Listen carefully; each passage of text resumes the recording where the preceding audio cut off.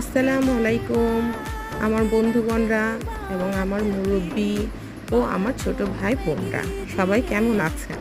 আশা করি আপনারা সবাই ভালো আছেন। আজকে ভাবলাম সাদা ভাতের সাথে একটা লেবু আর দুটো কাঁচামরিচ দিয়ে খাই। না, আজকে শুক্রবার। আজকে তো সাদা ভাত শুধু খাওয়া যাবে না। এই সাদা ভাতের সাথে একটু বেগুন ভাজা করেছি।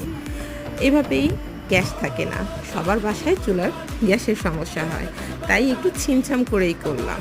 বেগুন ভাজা আর কয়েকটা ফুলুরি ভাজা করলাম, আর পাশাপাশি একটু ডালের ভর্তা, পেঁয়াজ দাগানি, এই দিয়ে খাওয়া হবে, পেট ভরে খাওয়া হবে। ভাজা আর ভর্তা দিয়ে পেট ভরে খাওয়া যায়। আমার কাছে তো খুব ভালো লাগে, আপনাদের কাছেও ভালো লাগে। হালকা জিনিস খেলে শরীর ও স্বাস্থ্য ভালো থাকে। দোয়া করবেন আপনারা সবাই এবং লাইক কমেন্ট করবেন। আল্লাহ হাফেজ, ভালো থাকবেন সবাই।